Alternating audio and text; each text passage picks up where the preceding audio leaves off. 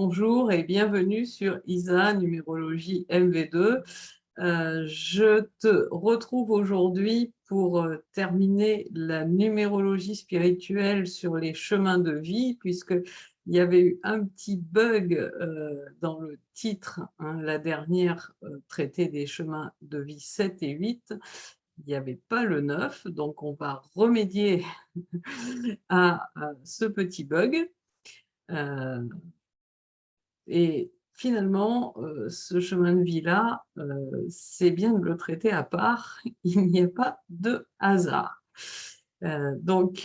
Merci d'être ici sur cette chaîne.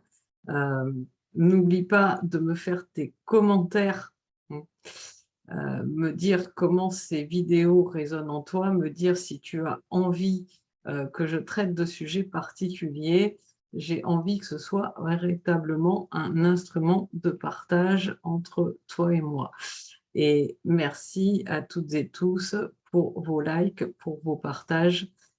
Merci tout simplement d'être là. Vous faites partie de ma vie et je suis toujours heureuse de vous retrouver. Donc, je suis coach, numérologue, énergéticienne, flamme jumelle, entre autres. Mais je suis surtout moi et je suis là pour t'aider et t'accompagner du mieux possible sur ton chemin d'éveil. Grâce à toi, je ne travaille jamais parce que je kiffe ce que je fais. Voilà ce que j'avais à te dire en préalable. Alors, je te rappelle que dans le descriptif de la vidéo, tu as tous les liens pour me contacter pour un entretien offert, également pour prendre rendez-vous pour une séance avec moi. Voilà, il y a vraiment tout ce qu'il faut pour que tu ne sois pas euh, tout seul ou toute seule sur ton chemin d'éveil et profites-en, ouvre les bras au recevoir, à l'abondance.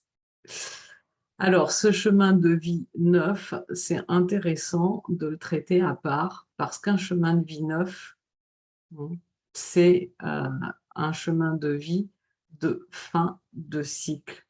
Donc, on doit être dans la plénitude en dominant tous les aspects de sa personnalité. C'est un chemin de vie qui est très relié à la sensibilité, à l'émotionnel, à l'altruisme, aux idéaux, et qui amène parfois à des sacrifices.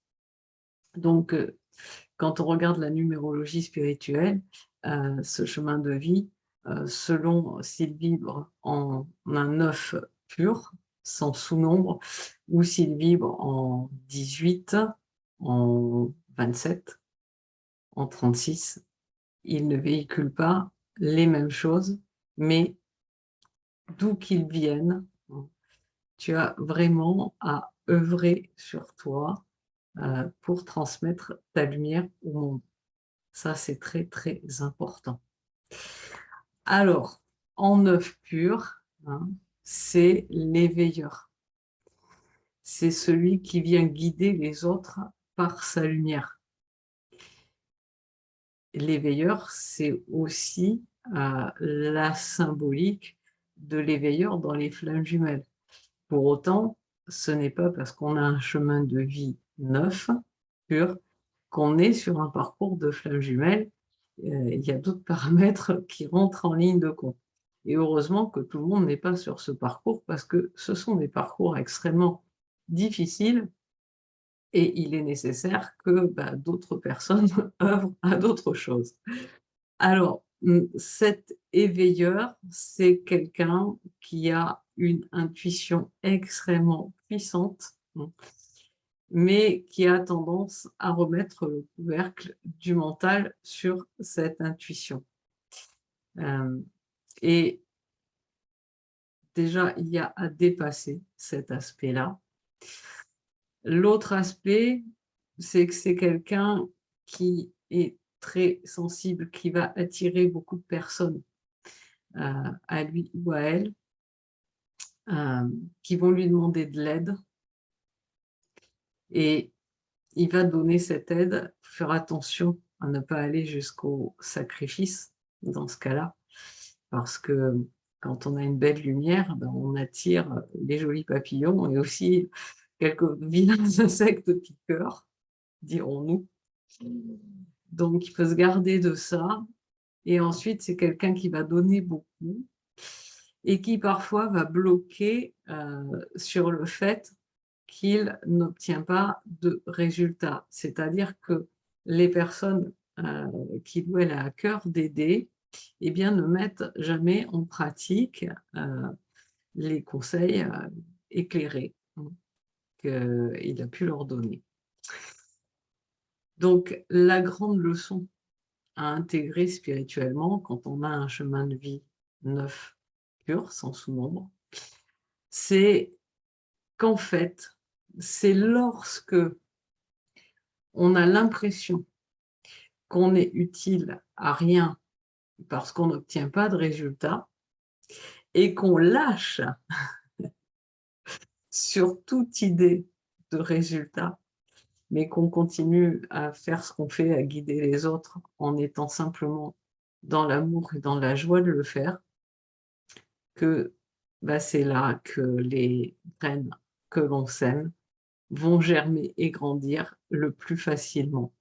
Parce que l'attente et l'attente d'un résultat, eh bien, bloque les énergies. Voilà. Donc, sur un chemin de vie neuf, lorsqu'on éclaire les autres, eh bien, être simplement dans le don, dans la joie de les éclairer, sans rien attendre, sachant que eh bien, chaque personne évolue à son rythme et c'est là que vous rentrez dans la plénitude de votre don. Voilà. Alors, si ce chemin de vie neuf vient du sous-nombre 18, on vient là pour réellement accéder au plan subtil. C'est vraiment se relier à sa guidance, avoir une compréhension de l'ordonnancement de l'univers, de ses lois, et puis de transmettre ça au monde. On est un véritable pont entre ciel et terre. La difficulté, quand on est ce pont entre ciel et terre, eh bien, c'est de rester solidement ancré parce que sinon, on risque de rester un petit peu perché dans les plans subtils, ne pas passer à l'action. On peut aussi, quand on regarde le monde d'en bas, se dire que c'est pas beau et qu'on est bien là-haut. Ça peut amener vers des états un petit peu déprimés, dépressifs. Et puis, si on n'est pas solidement ancré, on a le risque de se connecter à de la fausse lumière, en fait, à des entités qui se font passer pour des guides, mais qui n'en sont pas. Donc, la leçon à intégrer dans cette vie, c'est j'avance la tête dans les étoiles, les pieds solidement ancrés pour être dans la certitude que ce que je transmets, eh bien, vient de la source de la lumière, tout simplement. C'est simple, mais c'est parfois un petit peu complexe à mettre en œuvre. Mais je suis absolument certaine que tu es en capacité d'y arriver parce que on ne choisit de vivre que selon ce que l'on est capable de transcender. Donc, soit cette belle lumière qui vient des étoiles et qui transmet auprès de l'humanité.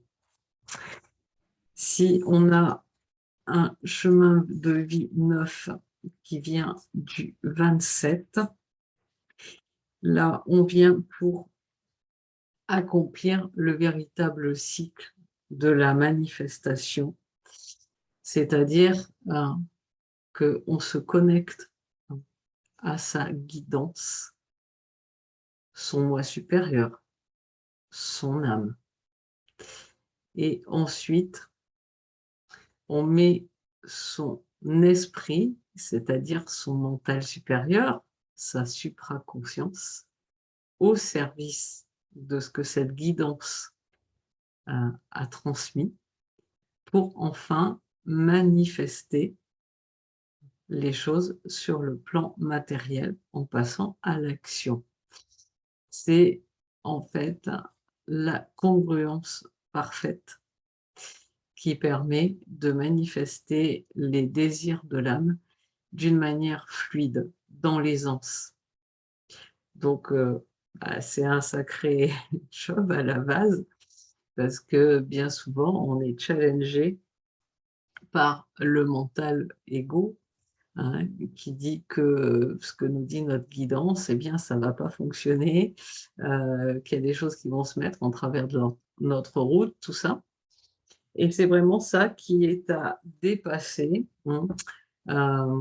Ensuite, quand on parvient à cette congruence et qu'on manifeste les désirs de son âme d'une manière fluide et facile dans la matière, hein, l'écueil, c'est de ne pas partir dans un petit peu un ego spirituel, heu, où on a le sentiment de sa toute-puissance, parce qu'alors, à ce moment-là, dans ce sentiment-là, on pourrait dévier de sa guidance et sortir de cette droite ligne de manifestation.